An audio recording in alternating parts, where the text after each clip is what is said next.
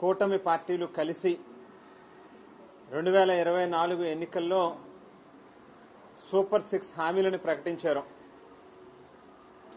వాటిల్లో ఒకానొక ప్రధానమైనటువంటి వాగ్దానం యువతకి సంబంధించి ఉద్యోగాలు ఇస్తామని, లేని పక్షంలో నెలకి 3,000 రూపాయలు నిరుద్యోగ భృతి ఇస్తాము అని చెప్పి హామీ ఇచ్చారు.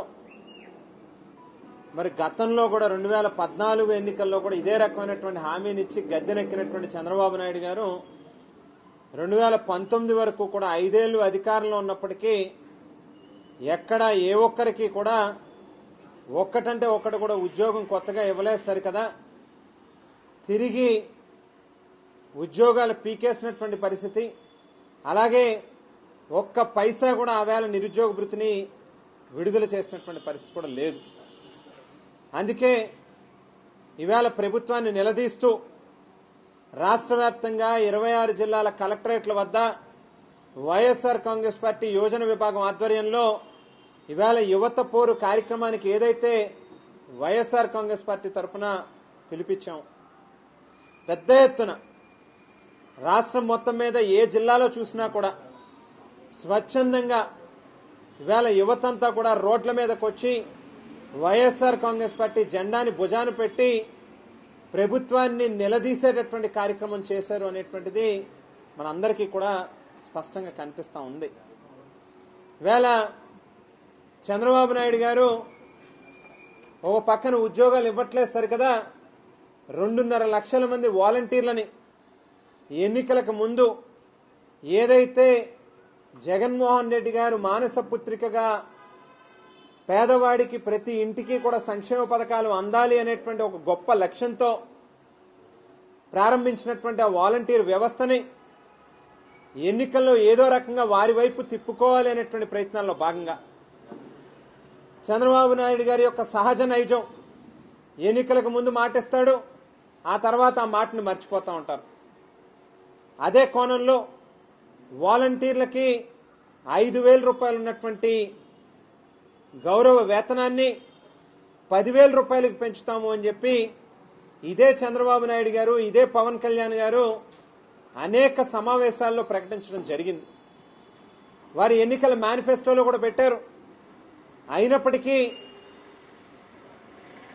సంవత్సరం కాలం పూర్తి వస్తున్నా కూడా ఎక్కడా కూడా దాన్ని అమలు చేయడం అనేటువంటి జరగలేదు సరికదా.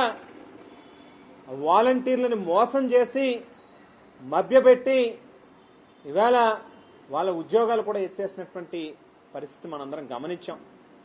మరో పక్కన ఎండియు వెహికల్స్ ద్వారా దాదాపుగా 15,000 మంది ఎవరైతే నిరుద్యోగులకు ఆవేళ ఒక అవకాశాన్ని కల్పించారో జగన్మోహన్ రెడ్డి గారు, వృద్ధులకి, వికలాంగులకి, మహిళలకి ఏ రకమైనటువంటి ఇబ్బందులు కలగకూడదు, రేషన్ అనేటువంటిది క్యూ లైన్లలో నుంచుని దేహి అని చెప్పి ప్రభుత్వాన్ని అడగవలసినటువంటి అవసరం లేదు, ప్రతి సామాన్యుడికి ఇంటి వద్దకే అందించాలి అనేటువంటి ఒక ఆలోచనతో ఆవేళ 15,000 మందికి ఎండియు వెహికల్స్ ఇచ్చి ఇంటింటికి రేషన్ అందించండి అనేటువంటి ఒక గొప్ప కార్యక్రమానికి శ్రీకారం చుడితే ఆ ఎండియు వెహికల్స్ ను కూడా ఎత్తేసి ఇవాళ వాళ్ళను కూడా రోడ్డుకి ఇచ్చినటువంటి కార్యక్రమం ఈ చంద్రబాబు నాయుడు గారు చేశారు. మరో పక్కన బెవరేజ్ కార్పొరేషన్ లో పనిచేస్తా ఉన్నటువంటి ఉద్యోగస్తుల్ని పీకేశారు. మరి ఈ రకంగా చెప్పుకుంటూ వెళ్తే అనేక మంది ప్రభుత్వ వ్యవస్థలో పనిచేస్తా ఉన్నటువంటి వాళ్ళని రోడ్డుకి ఇచ్చినటువంటి పరిస్థితి ప్రభుత్వం చేసింది. జగన్మోహన్ రెడ్డి గారు గతంలో ఎప్పుడూ లేనటువంటి రీతిలో మెడికల్ అండ్ హెల్త్ డిపార్ట్మెంట్ దగ్గర నుంచి మొదలుపెట్టి అనేక డిపార్ట్మెంట్లలో లక్షల మందికి కొత్తగా ఉద్యోగ అవకాశాలు కల్పించారు. సచివాలయం అనేటువంటి ఒక వ్యవస్థను తీసుకొచ్చి బహుశా భారతదేశ చరిత్రలోనే ఎప్పుడు ఏ ప్రభుత్వం, ఏ ముఖ్యమంత్రి కూడా చేయనటువంటి రీతిలో ఒకేసారి ఆవేళ 1,00,000కి పైబడి ప్రభుత్వ ఉద్యోగస్తుల్ని రిక్రూట్మెంట్ చేసినటువంటి కార్యక్రమం కూడా ఆ ఘనత కూడా జగన్మోహన్ రెడ్డి గారికి దక్కుతుంది. మరి అంత విశాలమైనటువంటి ఆలోచనలతో, ప్రయోజనాలతో యువతకి మేలు చేయాలి అనేటువంటి ఒక గొప్ప సంకల్పంతో ఆవేళ మా ప్రభుత్వంలో పనిచేస్తే ఇవాళ ఏ రకంగా యువతని చెడుదోవ పట్టించాలి, డ్రగ్స్ లోకో లేకపోతే మద్యానికో అలవాటు పరిచి వారి యొక్క జీవితాలతో చెలగాటం ఆడాలి, బెల్ట్ షాపులను పెట్టి విచ్చలవిడిగా మద్యాన్ని పారించాలి, యువతని పాడు చేయాలి అనేటువంటి ఆలోచన ఈ ప్రభుత్వం చేస్తా ఉంది.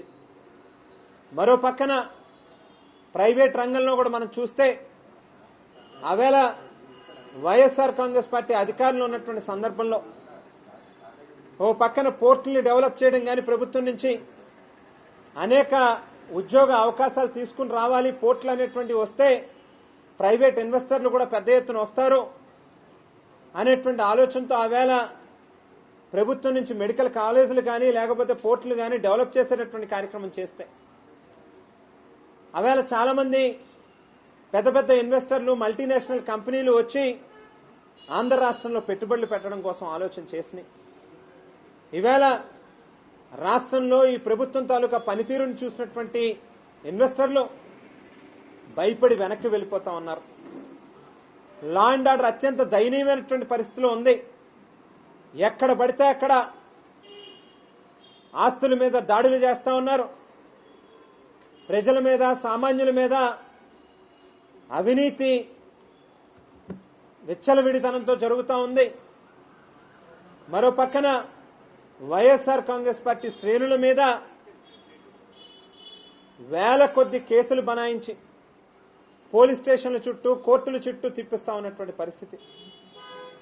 వీటన్నిటినీ కూడా గమనిస్తా ఉన్నటువంటి ఇన్వెస్టర్లు ఏ ఒక్కరూ కూడా ధైర్యం చేసి ఈ రాష్ట్రంలో ఒక్క పైసా కూడా పెట్టుబడి పెట్టాలి అనేటువంటి ధైర్యం కూడా చేయలేనటువంటి పరిస్థితి ఇవాళ కనిపిస్తా ఉంది. అందుగురించే మనం చూస్తే ఈ ప్రభుత్వం ఏర్పడిన తర్వాత కూడా ఏదైతే ఒక ఎంటర్‌ప్రెన్యూర్స్ కి సంబంధించినటువంటి సమ్మిట్ జరిగిందో అందులో కూడా మన పక్క రాష్ట్రాలకు సంబంధించినటువంటి వాళ్ళ దగ్గర కోట్ల రూపాయల పెట్టుబడులు వచ్చినాయి, కానీ మన రాష్ట్రానికి సంబంధించి మాత్రం ఏ ఒక్క ఎంఓయూ జరగలేదు, ఒక్క పైసా కూడా ఇన్వెస్ట్మెంట్ రాలే.